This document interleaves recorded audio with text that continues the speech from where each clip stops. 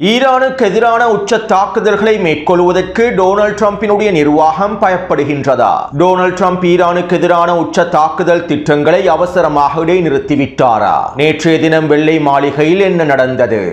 யமனின் களத்திலே உச்சம் தொடும் தரைவழி தாக்குதல்களும் யமன் ஹவுதி மற்றும் சவுதி அரேபியாவின் கூட்டுப்படைகளுக்கு இடையிலான உச்ச மோதல்களும் கடந்த 15 நாட்களாக ஈரான் மேற்கொண்டிருக்கக்கூடிய உச்ச தாக்குதல்களினால் இவ்வளவு இழப்புகள் ஏற்படுத்தப்பட்டுள்ளனவா? ஈரானுக்கு எதிரான தாக்குதல்களில் பிரித்தானியாவும் முழுமையாக களமிறங்கினால் நாங்கள் பிரித்தானியாவையும் குறிவைப்போம் என சபதம் செய்த ஈரானிய தளபதி. வெஸ்ட் பேங்க் பிரதேசத்தில் ஏற்பட்டிருக்கக்கூடிய உச்ச பதற்றமும் தீ வைத்து எரிக்கப்பட்டிருக்கக்கூடிய பள்ளி வாயில்களும் காசாவில் மேற்கொள்ளப்பட்டு வரும் தொடர்ச்சியான தாக்குதல்களும்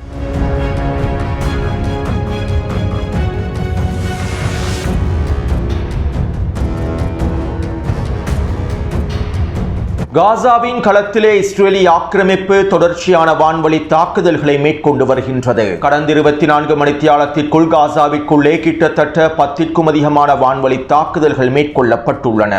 இந்த தாக்குதல்களில் 2 தாக்குதல்கள் வாகனங்கள் இலக்கு வைத்து மேற்கொள்ளப்பட்டிருக்கக்கூடிய படுகொலை தாக்குதல்களாகும். இந்த படுகொலை தாக்குதலிலே ஹமாஸினுடைய கட்டளை தளபதிகளில் 3 பேர் படுகொலை செய்யப்பட்டிருப்பதாகவும் 3 பலஸ்தீனிய போராளிகள் கொல்லப்பட்டிருப்பதாகவும் தெரிவிக்கப்படுகின்றது.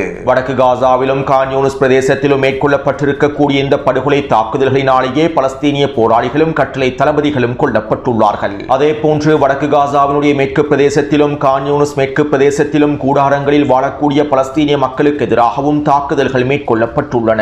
இந்த தாக்குதலினால் கிட்டத்தட்ட 15க்கும் அதிகமான பலஸ்தீனிய மக்கள் இனப்படுகொலை செய்யப்பட்டுள்ளார்கள். இவ்வாறு படுகொலை செய்யப்பட்டவர்களில் பெண்களும் குழந்தைகளுமே உள்ளடங்குகின்றார்கள். அதே போன்று இஸ்ரேலிய ஆக்கிரமிப்பு மஞ்சள் எல்லை பிரதேசத்திற்கு அருகாமையிலும் தொடர்ச்சியான பீரங்கி தாக்குதல்களை மேற்கொண்டு வருகின்றது. மேலும் மஞ்சள் எல்லை பிரதேசத்தை விரிவாக்குவதற்கான வேலை திட்டங்களையும் இஸ்ரேலிய ஆக்கிரமிப்பு மும்முரமாகவே மேற்கொண்டு வருகின்றது. இதற்கமைவாக தற்போது மஞ்சள் எல்லை பிரதேசத்திலே அதிகளவான மணல் குவியல்களையும் இஸ்ரேலிய ஆக்கிரமிப்பு குவித்து வருகின்றது. அதாவது மஞ்சள் எல்லை பிரதேசங்களிலே தரைமட்டமாக்கப்படும் வீடுகளுடைய குடியிருப்பு பிரதேசங்களுடைய இடிபாடுகளையும் கழிவுகளையும் தற்போது மஞ்சள் எல்லை பிரதேசத்திலே குவித்து வருகின்றது. இதன் மூலமாக மஞ்சள் எல்லை பிரதேசத்தில் மிகப்பெரிய மணல் மேடு ஒன்றையும் உருவாக்கியுள்ளது. பலஸ்தீனிய போராளிகள் மஞ்சள் எல்லை பிரதேசத்திற்குள்ளே ஊடுருவதை தவிர்ப்பதற்காகவும் மஞ்சள் எல்லை பிரதேசத்தை இலக்கு வைத்து தாக்குதல்களை மேற்கொண்டு விடக்கூடாது என்பதற்காகவும் மஞ்சள் எல்லை பிரதேசத்திற்குள்ளே இருக்கக்கூடிய இஸ்ரேலிய ஆக்கிரமிப்பு ராணுவத்தையும் உளவாளிகளையும் கொள்ளை கும்பல்களையும் ஆயுத குழுக்களையும் பாதுகாக்க வேண்டும் என்கின்ற நோக்கத்திற்காகவுமே இவ்வாறு காசாவினுடைய மஞ்சள் எல்லை பிரதேசத்தில் மணல் குவியல்களையும் இஸ்ரேலிய ஆக்கிரமிப்பு குவித்து வருகின்றது. இந்த நடவடிக்கையின் மூலமாக காசாவினுடைய எல்லைகளை மீண்டும் குறைப்பதற்கும் எல்லாவிதமான முயற்சிகளும் மேற்கொள்ளப்படுகின்றன. இப்படியான நிலைமையிலேயே தற்போது வெஸ்ட் பேங்க் பிரதேசத்தில் பதற்ற நிலைமைகள் உச்சகட்டத்தை அடைந்துள்ளன. நேற்றைக்கு முன்தினம் பலஸ்தீனிய போராளி ஒருவர் 2 இஸ்ரேலிய ஆக்கிரமிப்பு சிப்பாய்களை துப்பாக்கியால் சுட்டு அழித்திருந்தார். இவை தொடர்பாக முன்னைய காணொளிகளில் தெளிவாக குறிப்பிட்டுள்ளேன். மேலும் இதை தொடர்ந்து இஸ்ரேலிய ஆக்கிரமிப்பு வெஸ்ட் பேங்க் பிரதேசத்தில் உச்ச தரைவழி தாக்குதல்களை ஆரம்பிக்கப் போவதாக அறிவித்திருந்தது. ஏற்கனவே வெஸ்ட் பேங்கினுடைய வடக்கு பிரதேசமான ஜெனின், தூபாஸ், துல்கராம், நப்லஸ் ஆகிய பகுதிகளில் இஸ்ரேலிய ஆக்கிரமிப்பு தரைவழி தாக்குதல்களை மேற்கொண்டிருந்தது. குறித்த பகுதியில் இருக்கக்கூடிய பலஸ்தீனிய மக்களுடைய வீடுகளையும் சொத்துக்களையும் முழுமையாக தரைமட்டமாக்கி வருகின்றது. அதிகளவான பலஸ்தீனிய மக்களையும் பலஸ்தீனிய போராளிகளுடைய குடும்ப உறுப்பினர்களையும் கைது செய்து வருகின்றது. இதற்கு துரோகி அப்பாஸினுடைய பலஸ்தீனிய அதிகார சபையும் ஃபதா அமைப்பும் முழுமையான ஆதரவையும் வழங்குகின்றது. இந்த வருட இறுதியில் நடைபெற போகும் தேர்தலுக்கு முன்பு வெஸ்ட் பேங்க் பிரதேசத்தில் இருக்கக்கூடிய ஹமாஸினுடைய தலைவர்களையும் பலஸ்தீனிய போராளிகளையும் முழுமையாக அழித்துவிட வேண்டும் என்கின்ற நோக்கத்திற்கமைவாகவே துரோகி அப்பாஸினுடைய பலஸ்தீனிய அதிகார சபையும் ஃபதா அமைப்பும் இஸ்ரேலிய ஆக்கிரமிப்புக்கு முழுமையான ஆதரவை வெளிப்படுத்தி வருகின்றது. இதற்கமைவாக கடந்த 48 மணித்தியாலங்களுக்குள் மாத்திரம் வெஸ்ட் பேங்க் பிரதேசத்திலே 300க்கும் அதிகமான பலஸ்தீனிய மக்களும் இளைஞர்களும் கைது செய்யப்பட்டுள்ளார்கள். துரோகி அப்பாஸின் PA படைகளுடைய முழுமையான ஆதரவை பெற்றுக்கொண்டே இஸ்ரேலிய ஆக்கிரமிப்பு இந்த கைது நடவடிக்கைகளையும் மேற்கொண்டு வருகின்றது. மேலும் வெஸ்ட் பேங்கினுடைய வடக்கு பிரதேசங்களும் தெற்கு பிரதேசமான ஹீப்ரோன் மற்றும் ஏனைய பிரதேசங்களும் முழுமையாக முற்றுகையிடப்பட்டுள்ளன. அது மட்டுமல்லாமல் இஸ்ரேலிய ஆக்கிரமிப்பு அதிகளவான படைப்பிரிவுகளையும் வெஸ்ட் பேங்க் பிரதேசத்திலே முழுமையாக களமிறக்கியுள்ளது. இதற்கமைவாக தெற்கு லெபனான் பிரதேசத்திலே நிலைநிறுத்தப்பட்டிருந்த 8 படைப்பிரிவுகளை தற்போது வெஸ்ட் பேங்க் பிரதேசத்திலே இஸ்ரேலிய ஆக்கிரமிப்பு களமிறக்கியுள்ளது. அதே போன்று காசாவில் இருக்கக்கூடிய படைப்பிரிவுகளில் 5 படைப்பிரிவுகளை வெஸ்ட் பேங்க் பிரதேசத்திலே களமிறக்கியுள்ளது. இங்கு இருக்கக்கூடிய இன்னும் ஒரு மிக முக்கியமான விடயம் என்னவென்றால், அல்-அக்ஸா வெள்ளப்போர் ஆரம்பிக்கப்பட்டதிலிருந்து இவ்வளவு படைப்பிரிவுகளை இஸ்ரேலிய ஆக்கிரமிப்பு வெஸ்ட் பேங்க் பிரதேசத்திலே களமிறக்கவே இல்லை என்பதுதான். அல்-அக்ஸா வெள்ளப்போர் ஆரம்பிக்கப்பட்டதற்கு பின்பு வெஸ்ட் பேங்க் பிரதேசத்தில் இருக்கக்கூடிய பலஸ்தீனிய போராளிகளும் முழுவதும் இஸ்ரேலிய ஆக்கிரமிப்புக்கு எதிராக தாக்குதல்களை மேற்கொண்டிருந்தார்கள். கிட்டத்தட்ட 2 வருடங்களுக்கு மேலாக வெஸ்ட் பேங்க் பிரதேசத்தில் பலஸ்தீனிய போராளிகள் உச்ச தாக்குதல்களை மேற்கொண்டிருந்தார்கள். இவ்வாறு வெஸ்ட் பேங்க் பிரதேசத்திலே பலஸ்தீனிய போராளிகள் உச்ச தாக்குதல்களை மேற்கொள்ளக்கூடிய சந்தர்ப்பத்திலும் கூட இஸ்ரேலிய ஆக்கிரமிப்பு இவ்வளவு படைப்பிரிவுகளை வெஸ்ட் பேங்க் பிரதேசத்திலே களமிறக்கவில்லை. ஆனால் தற்போது 26 படைப்பிரிவுகளை வெஸ்ட் பேங்க் பிரதேசம் முழுவதும் இஸ்ரேலிய ஆக்கிரமிப்பு ராணுவம் களமிறக்கியுள்ளது. இப்படியான நிலைமையிலேயே நேற்றிரவு வெஸ்ட் பேங்கினுடைய நப்லஸ் பிரதேசத்தில் ஒரு பள்ளிவாயிலை இலக்கு வைத்தும் தாக்குதல்களை மேற்கொண்டுள்ளார்கள். இஸ்ரேலிய ஆக்கிரமிப்பு நிலத்தினர்கள் குறித்த பள்ளிவாயிலை இலக்கு வைத்து தாக்குதல்களை மேற்கொண்டு குறித்த பள்ளிவாயிலை தீயிட்டு கொளுத்தியுள்ளார்கள். அதே போன்று துல்கராம் பிரதேசத்தில் இருக்கக்கூடிய இன்னும் ஒரு பள்ளிவாயிலையும் தீயிட்டு கொளுத்தியுள்ளார்கள். இதனால் தற்போது குறித்த பிரதேசங்களிலே பதற்ற நிலைமையானது உச்சக்கட்டத்தை அடைந்துள்ளன. அதாவது இஸ்ரேலிய ஆக்கிரமிப்பு வெஸ்ட் பேங்க் பிரதேசத்திலே சாதாரண இராணுவ நடவடிக்கைகளை மேற்கொள்வதற்காக இவ்வளவு படைப்பிரிவுகளையும் களமிறக்கவில்லை. வெஸ்ட் பேங்க் பிரதேசத்திலே மிகப்பெரிய நடவடிக்கைகளை மேற்கொள்வதற்கான திட்டத்தோடு இஸ்ரேலிய ஆக்கிரமிப்பு இந்த படைப்பிரிவுகளை களமிறக்கியுள்ளது. ஒன்று, வெஸ்ட் பேங்க் பிரதேசத்திலே இருக்கக்கூடிய அதிகளவான பலஸ்தீனிய மக்களுடைய குடியேற்ற பகுதிகளை இஸ்ரேலிய ஆக்கிரமிப்பு கைப்பற்றலாம். குறிப்பாக வெஸ்ட் பேங்கினுடைய வடக்கு பகுதிகளில் இருக்கக்கூடிய பலஸ்தீனிய மக்களுடைய அதிகளவான பிரதேசங்களை இஸ்ரேலிய ஆக்கிரமிப்பு கைப்பற்றலாம். அல்லது இவர்கள் அல்-அக்ஸா பள்ளிவாயிலை இலக்கு வைத்து அடுத்த கட்ட நகர்வுகளை மேற்கொள்ளப் போகின்றார்கள். கடந்த 4 மாதங்களுக்கு முன்பு சிவப்பு மாட்டை பலி கொடுத்ததாக பல தகவல்கள் வெளியாகி இருந்தன. இருப்பினும் இவற்றை உறுதிப்படுத்துவதற்கான எந்தவிதமான ஆதாரங்களையும் இணையதளத்திலிருந்து பெற்றுக்கொள்ள முடியவில்லை. இவை தொடர்பான அனைத்து விதமான தகவல்களும் இணையதளத்திலிருந்து முழுமையாக நீக்கப்பட்டிருந்தன. எனவே அல்-அக்ஸா பள்ளிவாயிலை இலக்கு வைத்து இஸ்ரேலிய ஆக்கிரமிப்பு ஏதோ ஒரு விடயத்தை நகர்த்தப் போகின்றது. இதன் மூலமாக வெஸ்ட் பேங்க் பிரதேசத்திலே பதற்ற நிலைமைகள் உச்சக்கட்டத்தை அடையலாம். இதனால் தான் தற்போதைய முன்னெச்சரிக்கையாக இஸ்ரேலிய ஆக்கிரமிப்பு இவ்வளவு படைப்பிரிவுகளையும் வெஸ்ட் பேங்க் பிரதேசத்தில் களமிறக்கியுள்ளது. கிடைக்கப்பெற்றிருக்கக்கூடிய தகவல்களுக்கு அமைவாக என்னுடைய ஆய்வின்படி இஸ்ரேலிய ஆக்கிரமிப்பு வெஸ்ட் பேங்க் பிரதேசத்திலே அல்-அக்ஸா மசூதியை இலக்கு வைத்து அடுத்த கட்ட காய் நகர்த்தல்களை மேற்கொள்ளப் போகின்றது. இதனால் தான் இவ்வளவு படைப்பிரிவுகளையும் வெஸ்ட் பேங்க் பிரதேசத்தில் முழுமையாக களமிறக்கியுள்ளார்கள். எனவே இனி வரக்கூடிய நாட்களில் வெஸ்ட் பேங்க் பிரதேசத்தில் என்ன நடைபெறப் போகின்றது என்பதனை பொறுத்திருந்து பார்ப்போம். அடுத்து ஈரானிய IRGC ராணுவத்தின் ஊடக பேச்சாளர் ஊடகங்களுக்கு வழங்கிய நேர்காணலின் போது இவ்வாறு தெரிவித்தார். கடந்த 2 வாரத்திற்குள்ளே ஈரானுக்கு எதிராக மேற்கொள்ளப்பட்டிருக்கக்கூடிய தாக்குதல்களில் பிரித்தானியாவும் அமெரிக்காவோடு ஒன்றிணைந்திருக்கின்றது என்கின்ற தகவல்கள் எங்களுக்கு கிடைக்கப்பெற்றுள்ளன. பிரித்தானியாவினுடைய B-1 போம்பர் போர் விமானங்கள் ஈரானுக்கு எதிராக களமிறங்கப்பட்டிருப்பதும் உறுதி செய்யப்பட்டுள்ளது. இதனால் நாங்கள் அமெரிக்காவுக்கும் அதனுடைய நட்பு நாடுகளுக்கும் அமெரிக்காவுக்கு முழுமையான ஆதரவை வழங்கக்கூடியவர்களுக்கும் எச்சரிக்கைகளை விடுக்கின்றோம். எங்களுக்கு எதிரான போரிலே பிரித்தானியா தொடர்ச்சியாக களமிறங்குமாக இருந்தால், அமெரிக்காவோடு ஒன்றிணைந்து ஈரானுக்குள்ளே தாக்குதல்களை மேற்கொள்ளுமாக இருந்தால், மத்திய கிழக்கு பிராந்தியத்தில் இருக்கக்கூடிய பிரித்தானியாவினுடைய அனைத்து தளங்களும் எங்களுடைய இலக்காக மாறிவிடும். மேலும் ஈரானுக்கு எதிரான தாக்குதல்களுக்காக பயன்படுத்தப்படுகின்ற பிரித்தானியாவின் தளங்களை இலக்கு வைத்தும் நாங்கள் தாக்குதல்களை மேற்கொள்வோம். மேலும் பிரித்தானியா எங்களுடைய முழுமையான இலக்காகவும் மாறிவிடும். இதனால் பிரித்தானியர்கள் தெளிவான முடிவை எடுக்க வேண்டும். பிராந்தியத்தில் இருக்கக்கூடிய அமெரிக்க தளங்களை குறிவைப்பதை போன்று பிரித்தானியாவுடைய தளங்களையும் குறிவைத்து நாங்கள் உச்சக்கட்ட தாக்குதல்களை மேற்கொண்டு விடுவோம். இதனால் மிகப்பெரிய இழப்புகளை பிரித்தானியா சந்திக்க வேண்டி ஏற்படும். இதே போன்று அமெரிக்காவோடு ஒன்றிணையக்கூடிய எந்த ஒரு நாடாக இருந்தாலும் அந்த நாடும் எங்களுடைய முறையான இலக்காகவே அமைந்திருக்கும். இதனை அனைவரும் தெளிவாக புரிந்து கொள்ள வேண்டும். அதே போன்று ஈரானிய தாக்குதலினால் அமெரிக்காவுக்கு அதிகளவான இழப்புகள் ஏற்படுத்தப்பட்டுள்ளன. கொல்லப்பட்டிருக்கக்கூடிய படுகாயமடைந்திருக்கக்கூடிய அமெரிக்க அதிகாரிகளுடைய எண்ணிக்கை தொடர்பாக அமெரிக்கா வெளியிட்டிருக்கக்கூடிய தகவல்கள் அனைத்தும் போலியானவை. அமெரிக்க இராணுவத்தினுடைய தகவல்கள் அனைத்தும் அப்பட்டமான பொய்களே. அமெரிக்க இராணுவ தளங்கள் மீதான தாக்குதல்களில் நாங்கள் அமெரிக்காவினுடைய 8 படைப்பிரிவுகள் நிலை கொண்டிருக்கக்கூடிய பிரதேசங்களை இலக்கு வைத்து தாக்குதல்களை மேற்கொண்டிருந்தோம். இதன்போது நூற்றுக்கணக்கான அமெரிக்க அதிகாரிகள் தங்கியிருந்த பல கொட்டகைகள் அளிக்கப்பட்டிருந்தன.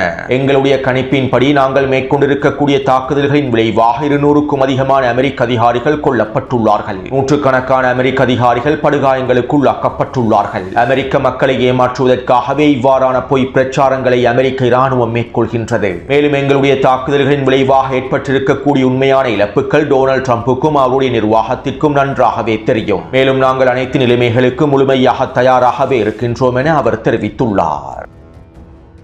அத்தோடு ஈராக்கின் வடக்கு பிரதேசமான குர்திஸ்தான் பிரதேசத்தை இலக்கு வைத்து மேற்கொண்டு வரக்கூடிய தாக்குதல்கள் தொடர்பாக ஈரானிய தளபதி இவ்வாறு தெரிவித்தார். குர்திஸ்தானினுடைய ஏபில் பிரதேசத்திலே இருக்கக்கூடிய அமெரிக்காவுக்கு சொந்தமான அனைத்து தளங்களும் தரைமட்டமாக்கப்பட்டு விட்டன. ஈரானுக்கு எதிரான 40 நாள் போர் ஆரம்பிக்கப்பட்டதிலிருந்து நாங்கள் குர்திஸ்தானினுடைய பிரிவினைவாத பயங்கரவாத தளங்களை இலக்கு வைத்து தொடர்ச்சியான தாக்குதல்களை மேற்கொண்டு வருகின்றோம். அதே போன்று குர்திஸ்தான் பகுதியிலே இந்த பிரிவினைவாதிகளுக்கு முழுமையான ஆதரவை வழங்கக்கூடிய அமெரிக்காவின் தளங்களுக்கு எதிராகவும் எதிராகவும் பயிற்சி பட்டறைகளுக்கு எதிராகவும் ஆயுத கிடங்குகளுக்கு எதிராகவும் நிலைகளுக்கு எதிராகவும் தொடர்ச்சியான தாக்குதல்களை மேற்கொண்டு வருகின்றோம். இதன் விளைவாக எர்பில் பிரதேசத்தில் இருக்கக்கூடிய பிரிவினைவாதிகளுடைய தளங்கள் முழுமையாக அழிக்கப்பட்டு விட்டன. அவர்களுக்கு முழுமையான ஆதரவை வழங்கக்கூடிய அமெரிக்காவின் மிக முக்கியமான தளங்களும் நிலைகளும் ராடர் அமைப்புகளும் வான் பாதுகாப்பு அமைப்புகளும் முழுமையாக அழிக்கப்பட்டு விட்டன. இவற்றை உறுதி செய்வதற்கான மதிப்பாய்வுகளையும் நாங்கள் மேற்கொண்டு விட்டோம். அதே நேரம் குர்திஸ்தானினுடைய சுலைமானியா பிரதேசத்திலும் எல்லை பிரதேசத்திலும் இன்னும் சில கூறுகள் எஞ்சியிருக்கின்றன. இந்த எல்லை பிரதேசத்திலே நிலை கொண்டிருக்கக்கூடிய பயங்கரவாதிகளையும் பிரிவினைவாதிகளையும் நாங்கள் விரைவில் முடிவுக்கு கொண்டு வருவோம். எங்களுடைய இந்த தாக்குதல்களுக்கு பின்பு ஈரானுக்கு எதிரான தரைவழி தாக்குதல்களை மேற்கொள்ளக்கூடிய அவர்களுடைய அனைத்து திறன்களும் முழுமையாக அழிக்கப்பட்டுவிடும். அதற்கு பிறகு அவர்களுக்கு ஈரானுக்கு எதிரான தரைவழி தாக்குதல்களை சிந்திக்கவே முடியாது. மேலும் இந்த நிலைமை ஏற்படும் வரையில் நாங்கள் தொடர்ச்சியான தாக்குதல்களை மேற்கொள்வோம் என குறிப்பிட்டுள்ளார். அடுத்து கடந்த 15 நாட்களாக மத்திய கிழக்கு பிராந்தியத்தில் இருக்கக்கூடிய அமெரிக்க தளங்களை இலக்கு வைத்து ஈரான் தொடர்ச்சியான தாக்குதல்களை மேற்கொண்டு வருகின்றது. மேலும் இந்த தாக்குதலின் விளைவாக கடந்த 15 நாட்களுக்குள் மாத்திரம் ஏற்படுத்தப்பட்டிருக்கக்கூடிய இழப்புகளை IRGC இராணுவம் வெளியிட்டுள்ளது. இதற்கமைவாக ரேடர் மற்றும் வான் பாதுகாப்பு அமைப்புகளை இயக்கக்கூடிய மிக முக்கியமான 7 கட்டளை தளங்கள் அளிக்கப்பட்டுள்ளன. இந்த 7 கட்டுப்பாட்டு மையத்திலிருந்தே ராடர் தளங்களையும் வான் பாதுகாப்பு அமைப்புகளையும் பயன்படுத்தியுள்ளார்கள். இவற்றை இயக்குவதற்கான எல்லாவிதமான வழிகாட்டுதல் இந்த கட்டுப்பாட்டு மையத்திலிருந்தே வழங்கப்பட்டுள்ளன. கடந்த 15 நாட்களாக மேற்கொள்ளப்பட்டிருக்கக்கூடிய தாக்குதல்களில் இந்த 7 கட்டுப்பாட்டு மையங்களும் அழித்து தரைமட்டமாக்கப்பட்டுள்ளன. அதே போன்று 3 செயற்கைக்கோள் தகவல் தொடர்பு அமைப்புகளும் புள்ளிகளும் அளிக்கப்பட்டுள்ளன. 6 பெட்ரியோட் வான் பாதுகாப்பு அமைப்புகளும் அதனோடு பொருத்தப்பட்டிருக்கக்கூடிய ராடர் கருவிகளும் பேட்டரிகளும் அளிக்கப்பட்டுள்ளன. அதே போன்று மிக முக்கியமான 3 வான் மற்றும் கடல்சார் கட்டுப்பாட்டு மையங்கள் முழுமையாக அளிக்கப்பட்டுள்ளன. இவற்றோடு தொடர்பு பட்டிருக்கக்கூடிய பல மில்லியன் டாலர் பெறுமதி வாய்ந்த 3 ராடர் தளங்களும் அதற்கமைவாக இருக்கக்கூடிய வான் பாதுகாப்பு அமைப்புகளும் அளிக்கப்பட்டுள்ளன. அதே போன்று மத்திய கிழக்கு பிராந்தியத்தில் அமெரிக்காவினால் களமிறக்கப்பட்ட பல பில்லியன் டாலர் பெறுமதி வாய்ந்த முன்கூட்டிய தாக்குதல்களை கணிக்கக்கூடிய ராடர் தளங்களில் 8 ராடர் தளங்களையும் அதனோடு சம்பந்தப்பட்டிருக்கக்கூடிய கட்டுப்பாட்டு மையங்களும் அளிக்கப்பட்டுள்ளன. அதே போன்று 7 குறுகிய தூர வான் பாதுகாப்பு அமைப்புகள் அளிக்கப்பட்டுள்ளன.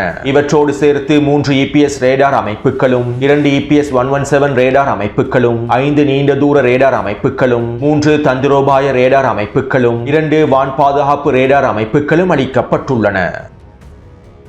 அதே போன்று போர் விமானங்களையும் ஹெலிகாப்டர்களையும் பழுது பார்க்கக்கூடிய பராமரிக்கக்கூடிய 6 கட்டளை தளங்களை தரைமட்டமாக்கியுள்ளார்கள். மேலும் போர் விமானங்களுக்கும் ஹெலிகாப்டர்களுக்கும் அமெரிக்க படைகளுக்கும் ஆதரவுகளை வழங்கக்கூடிய 3 ஆதரவு படை கட்டளை தளங்களையும் முகாம்களையும் அளித்துள்ளார்கள். அதே போன்று போர் விமானங்களுக்கும் ஹெலிகாப்டர்களுக்கும் எரிபொருளை விநியோகம் செய்யக்கூடிய 11 எரிபொருள் நிரப்பு தொட்டிகள் முழுமையாக அளிக்கப்பட்டு தீக்கிரையாக்கப்பட்டுள்ளன. அதே போன்று அமெரிக்க போர்க்கப்பல்களுக்கு தேவையான போர் விமானங்களுக்கு தேவையான உதிரி பாகங்களை கொண்டு இருக்கக்கூடிய அமெரிக்க இராணுவ தளவாடங்களை கொண்டிருக்கக்கூடிய 17 கிடங்குகளையும் அளித்துள்ளார்கள். இந்த 17 கிடங்குகளில் இருந்து அதிகளவான உதிரி பாகங்கள் அமெரிக்க போர் விமானத்திற்கும் போர் கப்பல்களுக்கும் வழங்கப்படுகின்றன. இந்த 15 நாட்களுக்குள் இந்த 17 கிடங்குகளையும் முழுமையாக அளித்து தரைமட்டமாக்கியுள்ளார்கள். அதே போன்று குட்டி அடிமை நாடுகளிலே இருக்கக்கூடிய 6 ஏவுகணை ஆயுத கிடங்குகளை அளித்துள்ளார்கள். ஈரானுக்கு எதிரான தாக்குதல்களை மேற்கொள்வதற்காக பயன்படுத்தப்படுகின்ற 6 ஏவுகணை கிடங்குகளும் முழுமையாக அளிக்கப்பட்டு வெடித்து சிதறியுள்ளன. அதே போன்று டசன் கணக்கான MQ-9 ட்ரோன்களை வைத்திருக்கக்கூடிய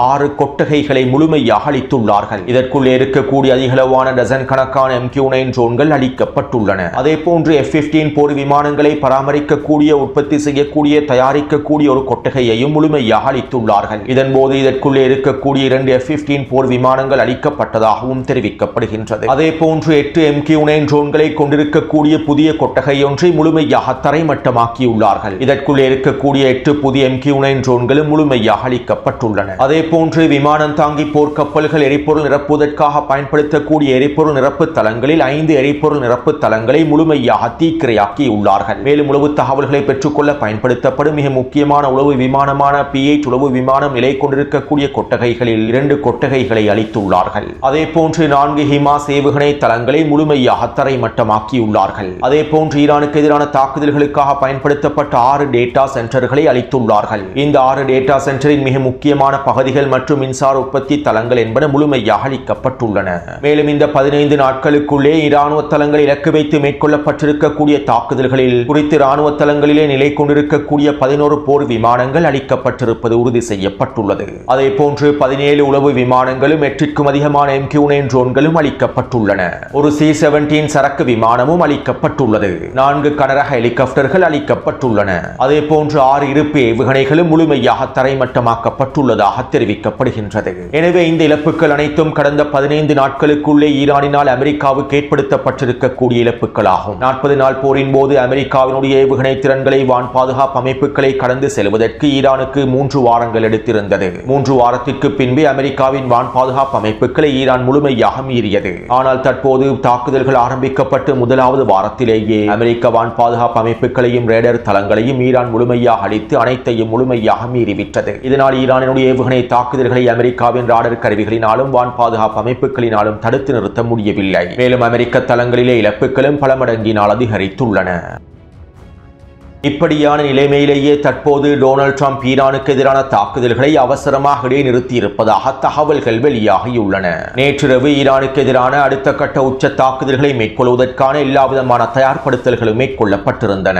நள்ளிரவு வேளையில் ஈரானுக்கு எதிரான தாக்குதல்களை வீரியமாக ஆரம்பிப்பதற்கே திட்டமிடப்பட்டிருந்தது. மேலும் இதன்போது இஸ்ரேலிய ஆக்கிரமிப்பு ஒன்றிணையும் என்றும் தெரிவிக்கப்பட்டிருந்தது. இருப்பினும் டொனால்ட் ட்ரம்பினுடைய தலைமையில் நடைபெற்ற பாதுகாப்பு கூட்டத்திற்கு பின்பு டொனால்ட் ட்ரம்ப் ஈரானுக்கு எதிரான உச்ச பதிலடி தாக்குதல்களை அவசரமாக நிறுத்தியுள்ளார். மேலும் டொனால்ட் ட்ரம்பினுடைய தலைமையில் நடைபெற்ற அவசர பாதுகாப்பு கூட்டத்தின் போது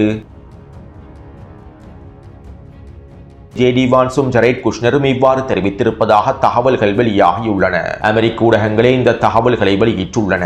அதாவது அமெரிக்காவினுடைய ஆயுத கையிருப்பு குறைவடைந்திருப்பதாகவும் வான் பாதுகாப்பு ஏவுகணைகளும் வான் பாதுகாப்பு அமைப்புகளும் குறைவடைந்திருப்பதாகவும் ஈரானுக்கு எதிரான உச்ச தாக்குதல்களை மேற்கொள்ளும் சந்தர்ப்பத்தில் மத்திய கிழக்கு பிராந்தியத்தில் இருக்கக்கூடிய வான் பாதுகாப்பு அமைப்புகளை பயன்படுத்தி ஈரானிய ஏவுகணைகளை முழுமையாக சமாளிக்க முடியாத நிலைமை ஏற்பட்டுவிடும் என்றும் அமெரிக்க கூட்டுப்படை தளபதி தெரிவித்திருப்பதாகவே குறிப்பிடப்பட்டுள்ளது. மேலும் நேற்றைய தினம் ஓமானிய மத்தியஸ்தர்கள் ஈரானுக்குள்ளே களமிறங்கியிருந்தார்கள். ஈரானிய தலைமைகளோடு பேச்சுவார்த்தைகளை மேற்கொண்டிருந்தார்கள். இந்த பேச்சுவார்த்தைகளில் சில முன்னேற்றங்கள் ஏற்பட்டிருப்பதாகவும் ஹெர்முஸ் ஜலசந்தி பிரதேசம் தொடர்பான முன்னேற்றங்கள் ஏற்பட்டிருப்பதாகவும் தெரிவிக்கப்பட்டுள்ளது என்றும் இதனால் தான் டொனால்ட் ட்ரம்ப் தாக்குதல்களை அவசரமாக இடைநிறுத்தியதாகவும் இன்னும் ஒரு ஆதாரங்களும் தெரிவிக்கின்றன. இதைத் தொடர்ந்து டொனால்ட் ட்ரம்ப் ஈரானுக்கு இன்னும் ஒரு கால அவகாசத்தை வழங்கியிருப்பதாகவும் இதற்குள்ளே ஈரான் 100% அளவில் எங்களுடைய நிபந்தனைகளுக்கு முழுமையாக கட்டுப்பட வேண்டும் என்றும் இல்லாவிட்டால் ஈரானுக்கு எதிரான உச்ச தாக்குதல்களை மேற்கொள்ளப் போவதாகவும் டொனால்ட் ட்ரம்ப் அறிவித்துள்ளார்.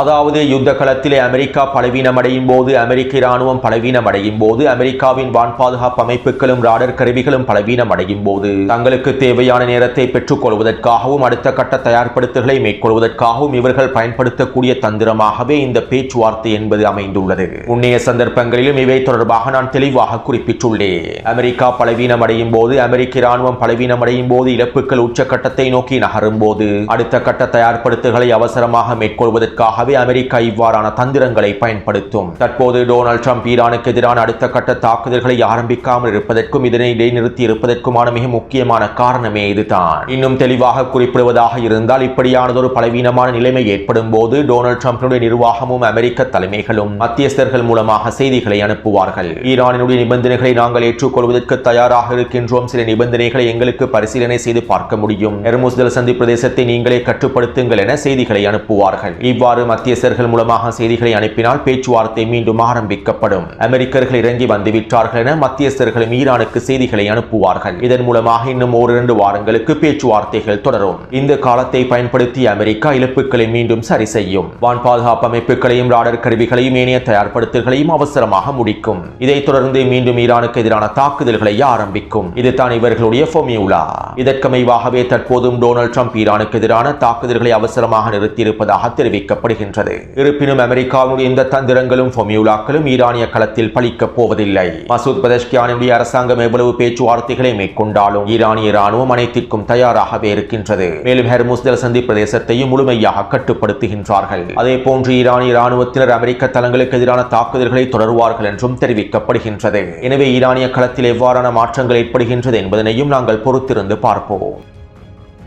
அடுத்து யமனின் களத்திலே தரைவழி மோதல்கள் உச்சக்கட்டத்தை நோக்கி நகர்ந்து கொண்டிருக்கின்றன. குறித்த வரைபடத்தில் இலக்கம் 2 காண்பிக்கப்பட்டிருக்கக்கூடிய பிரதேசம் யமனுடைய தெற்கு அத்தாலி பிரதேசமாகும். அத்தாலி பிரதேசத்திலே யமன் ஹவுதிகள் மேற்கொண்ட தாக்குதல்களில் அதிகளவான சவுதி அரேபிய கூட்டுப்படைகள் அளிக்கப்பட்டிருந்தார்கள். மேலும் அவர்களுடைய உடல்களை மீட்டெடுக்க முடியாத நிலைமையும் சவுதி அரேபியாவின் கூட்டுப்படைகளுக்கு ஏற்பட்டிருந்தது. மேலும் அத்தாலி பிரதேசத்திலே பல நகரங்களையும் யமன் ஹவுதிகள் கைப்பற்றிக் கொண்டார்கள். இதன் விளைவாக நேற்று மாலை அத்தாலி பிரதேசத்திலே யமன் ஹவுதிகள் கைப்பற்றிக் கொண்டிருக்கக்கூடிய பிரதேசங்களை இலக்கு வைத்தும் சவுதி அரேபியா வான்வழி தாக்குதல்களை மேற்கொண்டிருந்தது. யமன் ஹவுதிகள் முன்னேறக்கூடிய பிரதேசங்களை இலக்கு வைத்து இந்த வான்வழி தாக்குதல்கள் மேற்கொள்ளப்பட்டிருந்தன. இவை தொடர்பான காணொலிகளை டெலிகிராம் சேனலில் பதிவிட்டுள்ளேன். அதே போன்று இலக்கம் 3 குறிப்பிடப்பட்டிருக்கக்கூடிய தாய்ஸ் பிரதேசத்திலும் சவுதி அரேபிய வான்படைகள் தாக்குதல்களை மேற்கொண்டிருந்தன. தாய்ஸினுடைய தெற்கு பிரதேசத்தினூடாகவும் யமன் ஹவுதிகள் முன்னேறுவதற்கு முயற்சி செய்தார்கள். இந்த சந்தர்ப்பத்தில் இவர்களை தடுத்து நிறுத்தும் நோக்கத்தோடு சவுதி அரேபியா வான்வழி தாக்குதல்களை மேற்கொண்டிருந்தது. அதே போன்று இலக்கம் 4 குறிப்பிடப்பட்டிருக்கக்கூடிய பிரதேசம் ஜவுப் மாகாணத்தினுடைய ரையான் பிரதேசமாகும். இந்த ரையான் பிரதேசத்தில் தான் சவுதி அரேபியாவுடைய கூட்டுப்படைகள் முழுமையாக களமிறங்கி இருந்தார்கள். யமன் ஹவுதிகளும் எல்லை பிரதேசத்தில் நிலை கொண்டிருந்தார்கள். இப்படியான நிலைமையில் நேற்றிரவு சவுதி அரேபியாவின் கூட்டுப்படைகள் ரையான் பகுதியினூடாக தாக்குதல்களை ஆரம்பித்திருந்தார்கள். இதன் ஆரம்பமாக ரையான் பிரதேசத்தில் இருக்கக்கூடிய அல் முஹைர் பாலைவன பிரதேசத்தினூடாக சவுதி அரேபியாவின் கூட்டுப்படைகள் முன்னேறினார்கள். மேலும் அல் யதாமா என்கின்ற பாலைவன பிரதேசத்தில் இருக்கக்கூடிய சிறிய சோதனை சாவடி ஒன்றை இலக்கு வைத்து தாக்குதல்களை மேற்கொண்டிருந்தார்கள். குறித்த சோதனை சாவடியில் 4 யமன் ஹவுதி போராளிகள் நிலை கொண்டிருந்தார்கள். அவர்கள் இலக்கு வைத்து தாக்குதல்களை மேற்கொண்டு அவர்களையும் படுகொலை செய்துள்ளார்கள். இவை தொடர்பான காணொலிகளையும் டெலிகிராம் சேனலில் பதிவிட்டுள்ளேன். இதைத் தொடர்ந்து குறித்த பாலைவன பிரதேசத்தினூடாக சவுதி அரேபியாவின் கூட்டுப்படைகள் முன்னேறுவதற்கு முயற்சி செய்தார்கள். இருப்பினும் யமன் ஹவுதிகள் அவர்களுடைய எல்லை பிரதேசத்திலிருந்து உச்ச தாக்குதல்களை தற்போது மேற்கொண்டு வருகின்றார்கள். இதனால் இன்று காலையிலிருந்து ரையான் பிரதேசத்திலே உச்ச மோதல்கள் நடைபெற்று வருகின்றன. எனவே யமனினுடைய யுத்த களமானது வீரியமடைந்து வருகின்றது. அத்தோடு இந்த காணொலி தொடர்பான கருத்துக்களை பதிவிடுங்கள். அடுத்த காணொலியை விரைவாக பதிவிடுகின்றேன். தொடர்ந்தும் என்னுடன் இணைந்திருங்கள். நன்றி, வணக்கம்.